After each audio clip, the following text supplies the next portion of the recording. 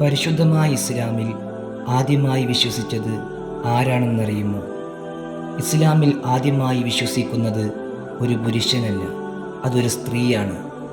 ഹിറാ ഗുഹയിൽ നിന്ന് ആദ്യമായി വഹി ലഭിച്ചതിന് ശേഷം നബി സല്ലല്ലാഹു അലൈഹി വസല്ലമ തങ്ങൾ ഭയത്തിലും ആശ്ചര്യത്തിലും വീട്ടിലെത്തി.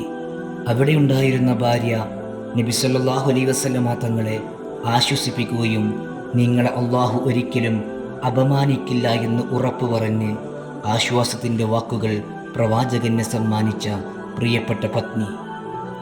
വേദനയുടെ മരുഭൂമിയിൽ എല്ലാം നഷ്ടപ്പെട്ടിരിക്കുന്ന പ്രവാചകന് ആശ്വാസത്തിൻ്റെയും സ്നേഹത്തിൻ്റെയും കുളിർമയായി പെയ്ത മക്കയിലെ ധനികനായ ഖുവൈലിദിൻ്റെ പ്രിയപ്പെട്ട മകൾ. പ്രവാചകത്വം ലഭിച്ച വിവരം കേട്ട ഉടനെ തന്നെ ഇസ്ലാം മതം സ്വീകരിച്ച മനുഷ്യരിലെ ആദ്യത്തെയാൾ മറ്റാരുമല്ല, പ്രവാചകൻ്റെ ആദ്യ ഭാര്യ നമ്മുടെ പ്രിയപ്പെട്ട ഖദീജ ഉമ്മയാണത്. അല്ലാഹു തആല മഹദിയോടൊപ്പം സ്വർഗത്തിൽ ഒരുമിപ്പിക്കട്ടെ. ആമീൻ.